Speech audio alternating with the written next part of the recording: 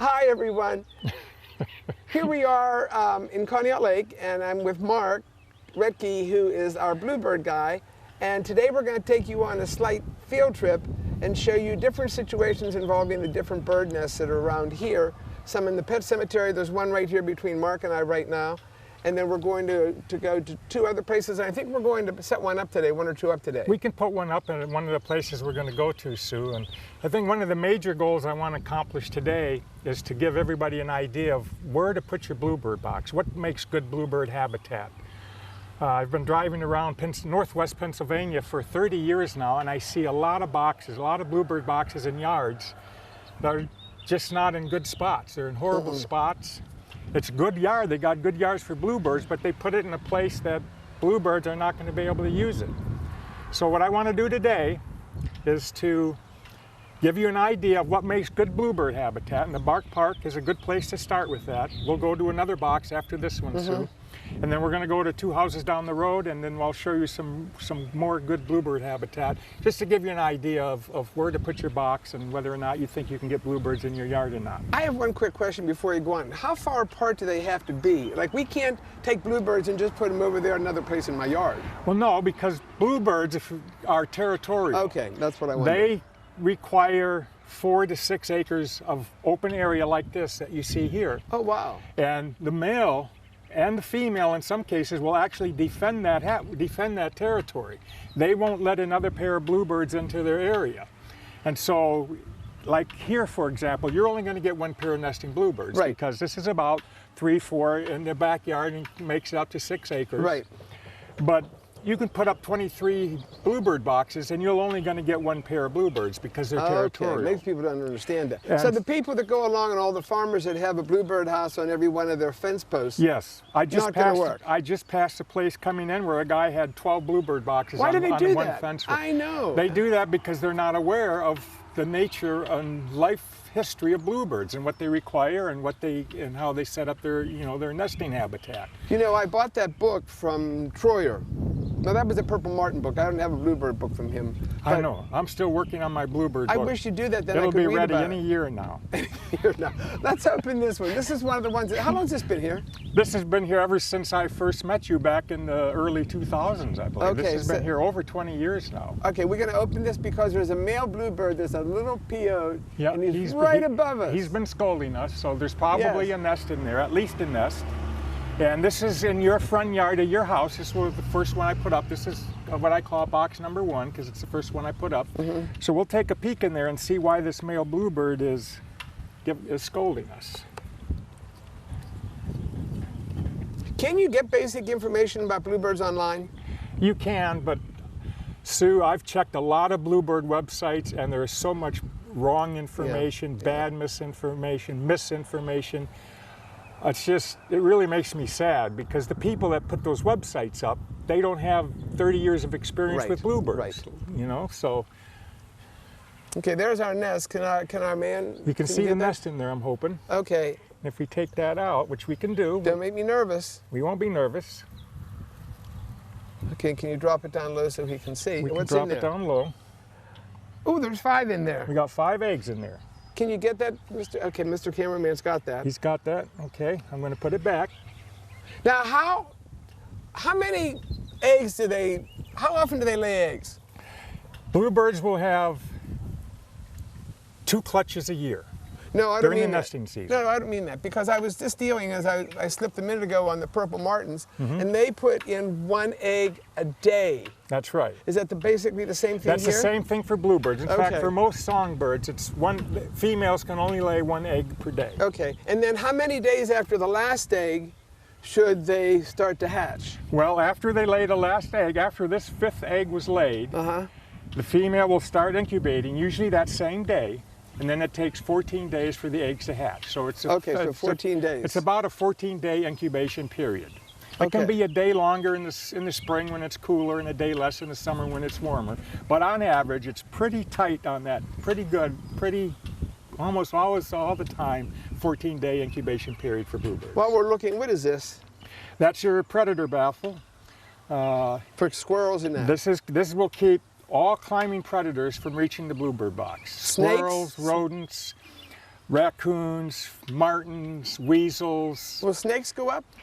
Snakes can get by that if they're long enough. I learned that last year when I had a 7-foot long eastern black rat snake. Oh, I'm so glad I didn't see it. I didn't see it either. No. I'm not afraid of snakes, but I'm kind of glad I didn't see them in the bluebird box.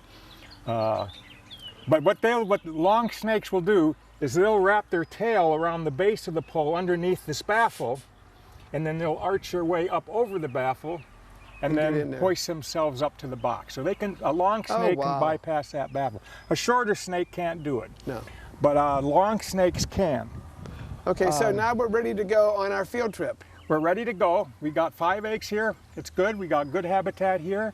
And when we get to the next box, I'll explain what really makes good bluebird habitat. Okay, we're going to take a pause with our cameraman, and we're going to move to the pet cemetery.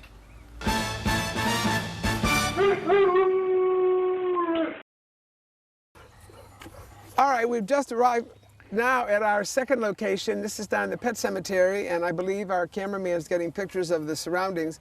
Mark, give us some information on what do you see here that's so good that's making this one work? And how many eggs are in here? Well, I'm going to show you in just a minute because I think we got another nest in there. But I want to start out, before I show the habitat, I want to start out by saying one thing, Sue. Okay. If you out there watching this video decide you do want to help bluebirds, and I hope you do, because there's not enough people out there helping them. There's not enough nest boxes for all the bluebirds that are looking for places to nest. I hope that you will decide to use a nest box. I hope you decide to use this one. There are actually 3 parts to becoming a good bluebird landlord. Part number 1 is to pick a good nest box. Okay. Part number 2 is to mount it properly. And part number 3 is to put it in a good location. Well, wait a minute. Can you buy a nest box like that? You can't buy one like this, because this is one that I modified from Andy Troyer. This is a modified Troyer box. But didn't we have one of our programs? One of our programs, I showed you how to make this box. Yeah, if you go to our previous videos that we did together, Sue, I show you not only how to make this box step by step, but I'll show you how to mount the box so that you can put it anywhere in your yard. That's one of the ones we did. I think we did that one over at Armstrong in Meadville. We could have. Yes, we did. In fact, I remember that. So what do we have here? So okay, this is my modified Troyer box. Notice that I paint them white, and I'm going to show you why that's important in a little bit later in this video. But this is a Troyer box. It's sometimes called a wedge shape or inverted A-frame box because it's wide at the top and narrows as you go to the base. I put in a sloping floor because I now believe bluebirds like sloping floors. I haven't figured out why yet, but they love that sloping floor for some reason. And you don't have to worry about a sloping nest inside the box because the female will build a level nest every time. In fact, if you saw the nest we took out last time, it's level. Right. And the floor slopes, but the nest will always be level because females will build a level nest. Oh, wow. Okay? That's sassy. The other nice thing, another nice feature about these Troyer boxes is the slot entrance. There's no circular entrance hole in it. This slot entrance allows the parents to feed the nestlings right from the outside. They don't have to go in. They can just reach in and feed them. It's easier for the parents to get in and out of the box. So it just makes it that much easier for the parents to care for their nestlings once they hatch. But with that opening, entrance. Doesn't that make it more accessible to a predator? They can't get up there. Oh, they can't. What about a bird that comes in? Well, house sparrows are a different problem. Oh yeah, we've had those. And we've had those before. We've had problems with those here. I have house sparrow problems most everywhere. I have boxes, but I can deal with house sparrows because they don't last long when I do have problems with them. Okay. But there's really not much you can do to keep house sparrows out of a bluebird box, no matter whether it has a circular entrance or a slot entrance, because they can get in either entrance without any problem. Hopefully, I'm hoping that we can do a video on how to deal with house sparrows and other potential problems at your bluebird box in the near future. Okay, so step 1 is to pick a good nest box. This is the best one out there, I believe, and I will say that to my dying days. The second thing you need to do is to properly mount the box. A bluebird box mounted on a freestanding metal pole with the predator baffle is the safest bluebird box there is. If you get a bluebird box and decide, oh, I'm going to nail it to my clothesline pole or to a telephone pole or a fence post, eventually that box will be found by raccoons and then that bluebird box no longer becomes a bluebird box, it becomes a raccoon feeder. What about the baffle? Can people buy this? I make these baffles. You can see these are these are so old, so we put these up in the early 2000s. Oh, wow. And that's when I was using the stovepipe baffle. These are 6-inch diameter stovepipe baffles, and those were easy to make. They were $1.99 a piece when I was making these. And then in 2001, 2002, China was buying all our scrap metal. And our scrap metal prices hit the roof. So now my $1.99 stovepipe baffle became $6.99, $7.99. Okay. So I looked for a cheaper alternative and found I use now 4-inch PVC pipe. So we'll be able to see that? We'll see that when we go out to the other house. Yep. And the rest of our field trip? Right. Okay. Okay. So, number 1, pick a good box. One that the bluebirds like. Number 2, mount it properly and safely so that it's the safest bluebird box that you can find or that you can provide for your bluebirds. The third step, of course, is what we're going to cover today in our video, is to put your box in a good area that is almost guaranteed to attract bluebirds. Okay. And I think box number 4 on your property is probably the best. Now, we get bluebirds in all 5 of your boxes, but this one is, I think, represents good bluebird habitat. Okay, let me put this aside. Now, the first thing you want to make sure is that you have a mowed area, a low grass area. Low grass, okay. Because bluebirds need to find their food in the grass. And if your grass is this tall, they can't go down in there and catch the insects or the spiders that they're looking for. So low grass. So low grass, 2 just inches, like whatever. this, Yes. a mowed grass is perfect. That's why yards are great for bluebirds for living in, is because people mow their yards, and that's 90% of providing good bluebird habitat is having short grass. Okay. Okay, that allows them to look for insects. All right, we've got that. What's next? Next is to make sure that they've got perches that they can sit on so they can look down onto the ground, into the grass to look for those insects. So you need some elevated perches.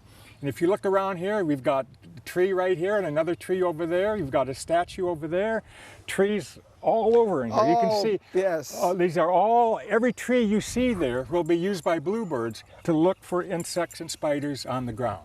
But they've got to have good perches. They've got to have perches at least this high so that they can stand on them and look onto the ground. When we talked about putting a bluebird house some other place, you at one point asked me, did I have any tomato posts? That's right.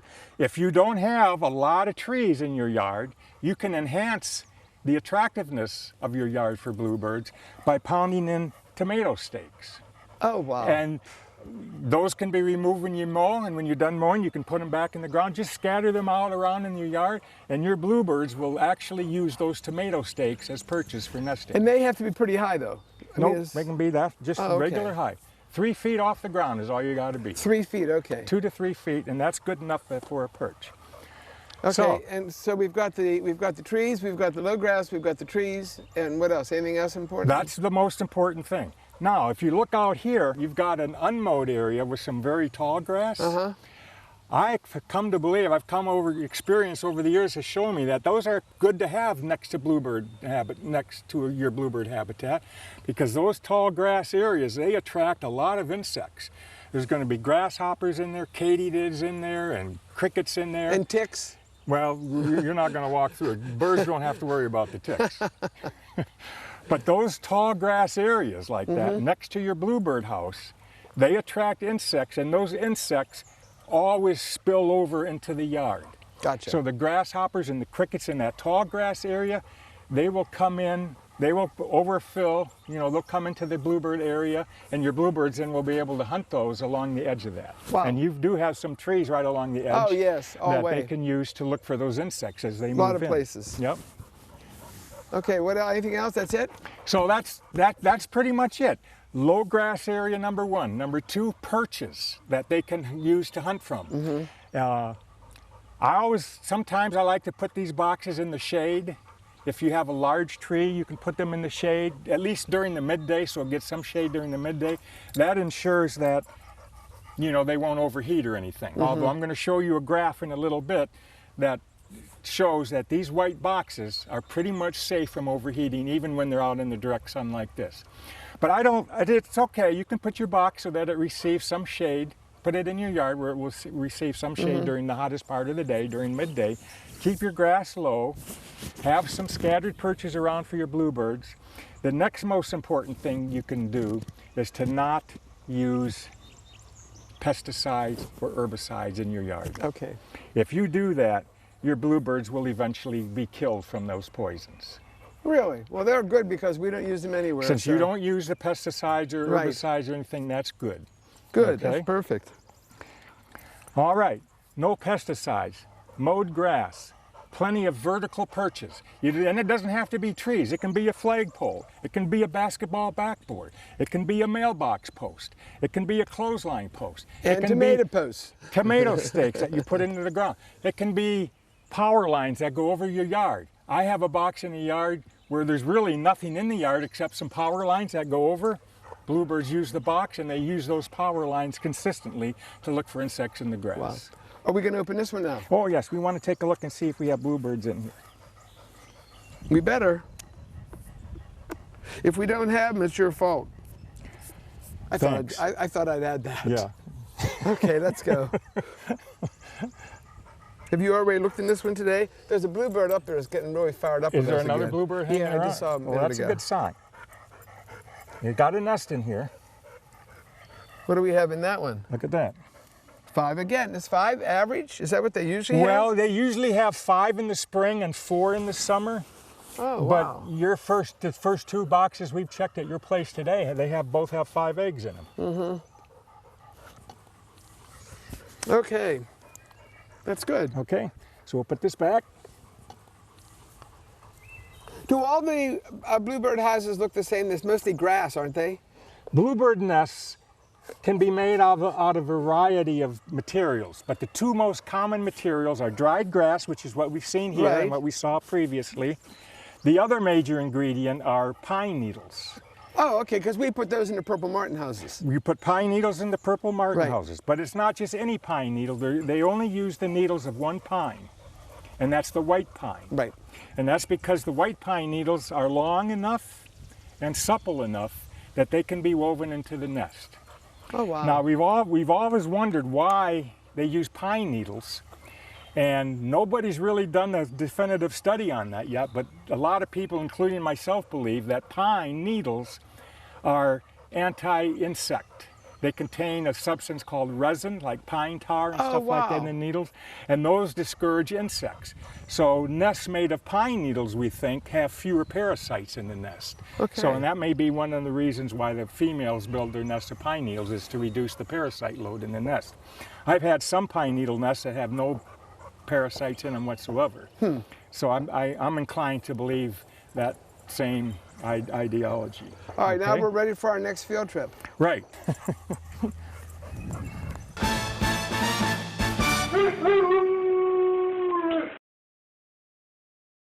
Okay, here we are at our 3rd stop, and what are we going to see here, Mark? Well, we're still at the Bark Park, and I wanted to show this box because I wanted to let people know that you can, if you want to, place boxes under trees, but you don't want to place them too close to the main trunk, or you don't want to place them where you have branches that can come down close to the box, because predators can jump from those branches onto the box. They can bypass that baffle by jumping onto the box from an overhanging tree branch. I might be able to trim this back a little bit. Well, what we'll do, when I put this box up, that tree was much smaller 20 years ago. I know. And there were no branches overhanging it. So after this year, we can either move the box out a little bit or trim the tree a little bit, and that's okay.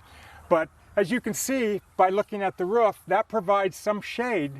And we're going to be getting into the afternoon here in another couple hours or so. So having a little shade over the box helps keep the inside a little cooler on hot summer days. As you know, we had a horrendous hot spell this last couple of weeks. Yes. We were in the 90s. Every day we had that heat dome settle over our part of Pennsylvania. You and I were just talking about the fact, because of the purple martins, that's why the reasons we're checking them today, to see if we've lost anything. Yep. Okay, what do we have in here? Well, I don't know yet. We're going to take a look. This is box number 3 at the Bark Park. Now, I checked this a week or so ago, and there were 3 eggs in it. We're going to take a look today. Oh, Oh, get close. There's, as you can see, all three of the eggs hatched. Maybe we'll go in the, well, I'll get close for you, Kevin.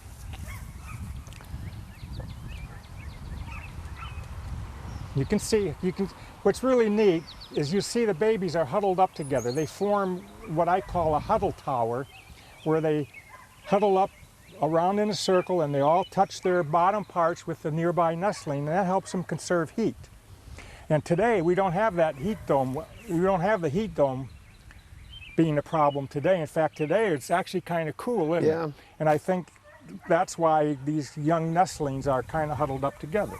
Okay, back so they go. So we're going to put them back in. It doesn't hurt to do that. It doesn't hurt to touch the nest or to touch the babies or touch the eggs. They don't care. That myth has really hurt bluebirds a lot, where people are afraid to even look into the box. I know. Because they're afraid that they'll scare the bluebirds away. That will never ever happen. And how old do you think these little ones were? These are about day 3 or day 4. Oh wow. Because cool. And you can age them based on the feather tracks on their body and the feather development. And so it's easy for me to age them, and I can get an idea of how old they are and stuff. And that's important to know how old they are. That knowledge always comes in handy sometimes, because you don't want to check in on them when they're too old, because you can spook them out of the box. Okay, now we're off to our next place. Now we're going to head out to some places off of the bark park, and we'll take a look at some really nice bluebird habitat down the road. Okay? Let's do it. Okay.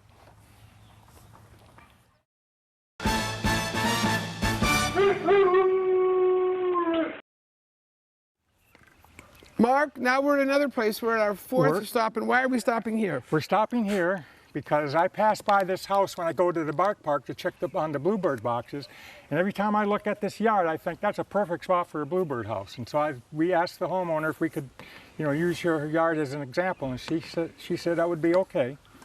So I want to point out all the neat features of this yard. The grass is low cut, and you know what else is neat about this grass is it's not a monoculture. Some people just don't want anything in their yard except Kentucky bluegrass growing, and that's it. The perfect things. Monoculture yards are not healthy. They're not good for bluebirds because they don't attract as many insects. But if you look at this yard, you can see you've got flowers, you've got broadleafs, you've got clover, you've got oxalis, you've got all kinds of different plants in here. That's a nice diversity of plants that attracts a diversity of insects. Okay. And so that's good for bluebirds. Now, this yard is good also because the grass is short.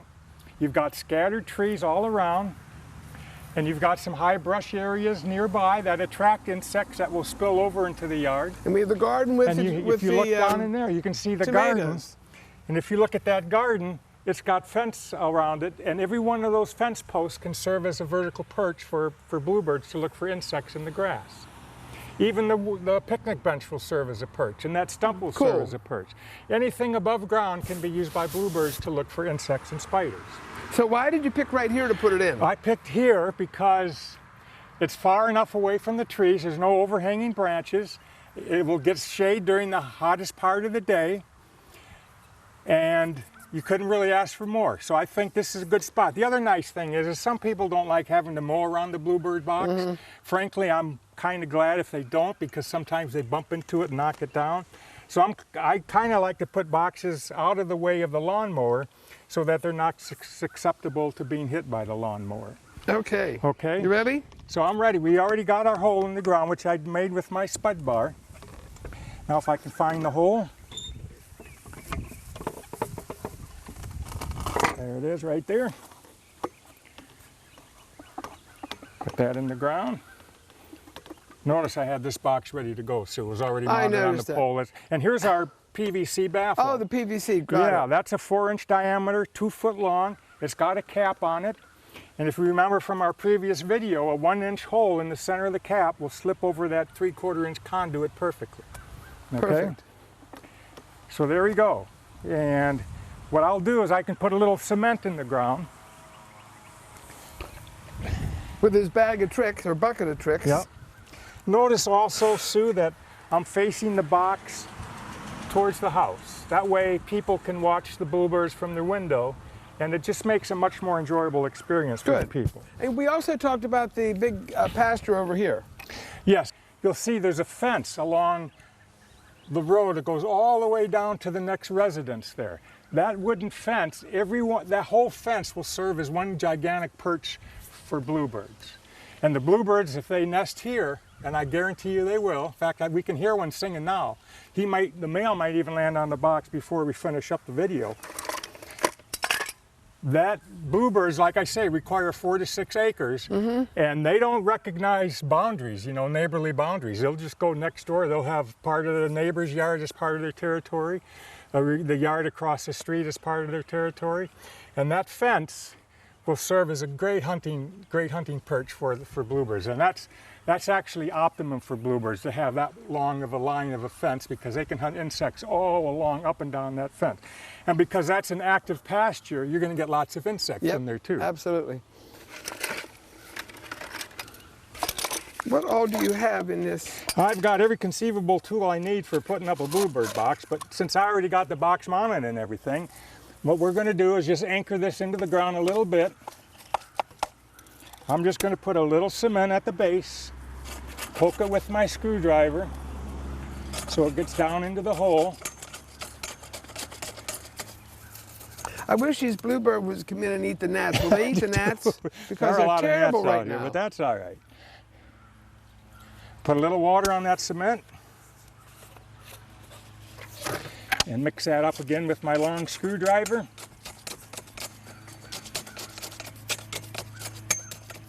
And guess what? We're done. Good. We've got that in place. It's facing the house. Facing the house. It's in the garden a little bit, so they don't have to worry about cutting around it. Right. And we're ready to go. Don't have to mow around it. Some people think that bluebirds won't use a box unless it faces east or south, but that's not true either. Bluebirds will use any box that faces any direction. All right. So I like placing boxes, like I say, towards the house so people can watch them from the windows and stuff. Now, I'm not sure what direction that is. Is that west? That would be, that's west. Yes. And that's east, so that's north. Right. But that's okay. Like I say, it doesn't matter what direction it faces. I do like to place boxes generally that face east or south, because in the wintertime, bluebirds will roost in the boxes, and in the winter, it's good to have They come back. They'll come back in the winter and roost in the box, because they don't migrate. They stay here all year round. Okay, we've got all his tools, and we're ready to move to our final spot. Let's hope the gnats stay here. Okay, we're ready to go. Luck. Oh, one more thing, Sue, I wanted to point out. If you remember, I told you, if your yard doesn't have a lot of vertical perches, you can get some tomato stakes and put it in the ground. For example, if we put one right here, you've just increased the attractiveness of your bluebird yard by offering a perch. Oh, wow. Okay? Okay, we're good. Did you get that? Oh, I'm in your way, I'm sorry. Like I say, you can remove these if you want to mow or have to mow, and then you can put them back in the ground after you're done mowing. Okay. Off to the next place.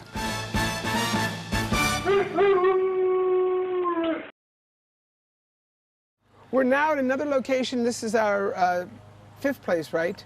5th place? 5th place, and again, we're going to point out some things as far as location. This is actually in a residential area, so you don't have to have a farm. You don't have to be out. Bluebirds. You don't have to be really rural. I mean, I've got bluebird boxes within the city limits of Erie, Pennsylvania. Oh, wow. And it's shocking that bluebirds will nest in that kind of a situation, but they do, because it's so hard to find boxes to nest in. And what's so good about this place? All right, what's good about this place, as I've said before, if you look in the back here, you can see scattered trees, sunshine, shade, lots and lots of perches for bluebirds to hunt insects from. And these branches that you see, these horizontal branches, and even this one right here on this big tree, that big walnut tree, you'll see that offers good perches for looking for insects and spiders in the grass. And again, the grass is mowed. It's got a diversity of plants. Here's some more. There's clover in here and some other broadleafs. Oxalis again is in there. What's oxalis? Oxalis is that little yellow blooming flower that you see. Oh, okay. The flowers are kind of small, but it's a It's a good plant to have in your yard. And clover is good in the yard too because it actually adds nitrogen to the soil. And that increases the fertility of your soil. So having clover in your yard is a very beneficial thing. So, but again, the yard is mowed, short grass. Residential. Residential, lots of perches, lots of trees for the bluebirds from which to hunt their prey in the grass. Here you've got a long vegetation. You got like a little ravine there that has some long or tall vegetation that never gets mowed. So that's going to attract all sorts of insects. There's trees right next to that ravine that bluebirds can use for hunting insects. I mean, it's just, this is perfect.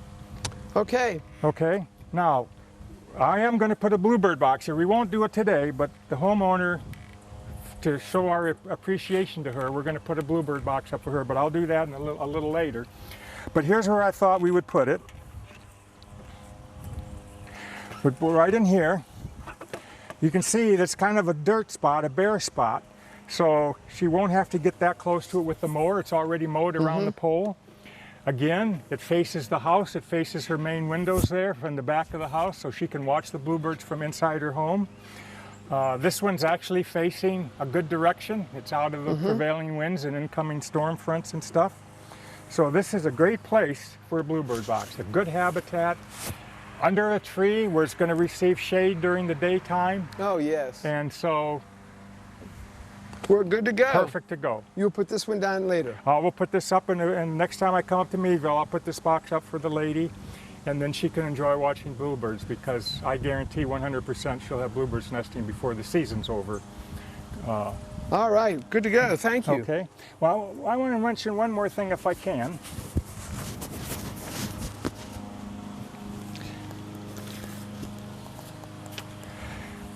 You notice that I've mentioned putting the boxes in the shade to help keep them cooler during the hottest part of the day. Well, last year and this year I'm continuing the study, but I took the temperature inside 931 of my bluebird boxes. I sampled some more than once. And then I took the air temperature outside the box, and you can see the air temperature is related to the temperature in the box. The air temperature actually determines what the temperature is in the box. But what's really interesting is that right here was the hottest temperature I had in 2 boxes was about 98, 99 degrees. And that's okay. Bluebirds don't suffer from heat stress until they reach 104, 105 degrees. So these boxes, painted white, put in the shade, will always be cool enough for bluebirds. All right, okay? good. Okay, we're going to... On to the next. On to the last one. We're ready to go. Okay.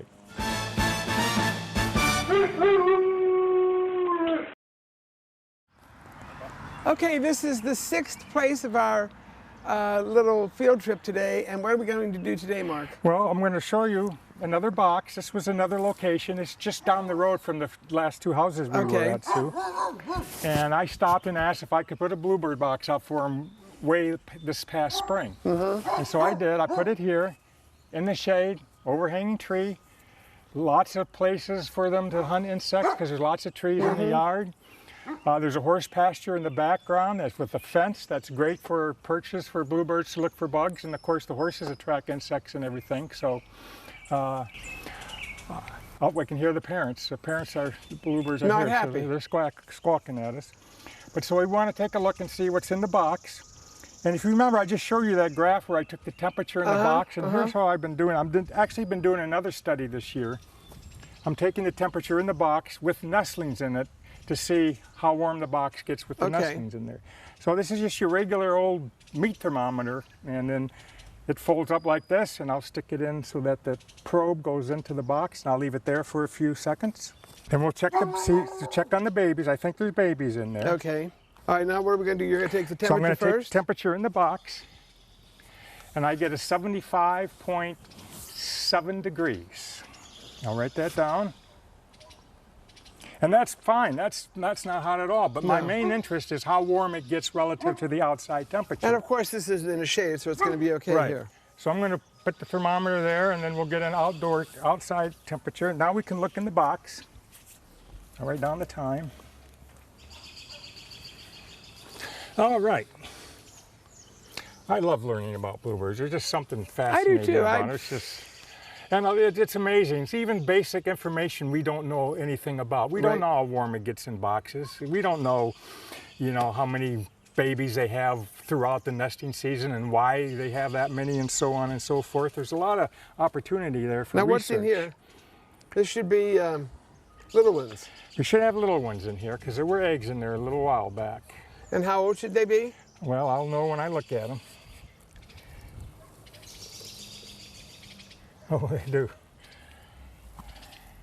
Oh my heavens, there's 5 in there? 1, 2. 1, 2, 3, 4. There's 5. 5 little babies. Do we want to show that again? Well, I'll bring them over to Kevin, but there's something stuck on this one guy's head. That looks like a beetle of some type. So apparently that beetle didn't get eaten. It got stuck on the top of that nestling's head. Huh. So I'll take it off of there. That's why you should check your babies every now and then, so that you can help out if they have problems in there. But these guys are about 4 or 5 days old. And they're still kind of huddling up together, so it's, you know, it's not as warm as they'd like, but it's certainly warm enough. So they're doing fine, and we can hear Mom and Dad squawking at us. Yes, so we'll they certainly are squawking at us.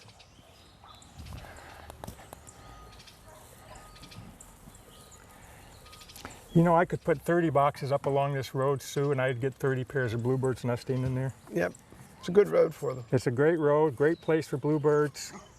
I just wish more people would be accommodating and helpful, you know, and try to help them out, because a lot of bluebird habitat just goes wasted because there's no nest box for them to nest in. Well, how do they get in touch with you? Well, they can get in touch with me. Through me. Through you at the Bark Park, or... Well, not the Bark Park, probably the therapy dogs. The easiest places to get me are at Barco or at Conneaut Lake Vet. Yeah. They can always find my email address and phone number on there, yeah. We have one more thing over here. Yes, oh yeah, one more thing that you can do to enhance your bluebird habitat is to provide water. Especially late in the summer when we don't get a lot of rain, water is critical for their survival. And so if you can get a bird bath and put that up for them, you can be the bird bath stand. I'll be the bird bath stand. All right. You know, put it maybe 20, 30 yards away from the box. Keep it filled with fresh water. Bluebirds will bathe in that almost every day. Oh, wow. So it's beneficial for them to have a bird bath nearby, and that's one way you can increase the attractiveness of your yard to getting bluebirds and stuff. Perfect. Okay. Okay, anything else? Last thoughts. This is your last second for your last thoughts. I'll summarize real quick. Short grass, scattered trees for perches. Anything can be used as a perch for bluebirds to look for insects and spiders in the grass. Please don't use insecticides or pesticides because your bluebirds will die. They're highly susceptible to toxins of any kind. So please refrain from using pesticides or herbicides in your yard to help your bluebirds out.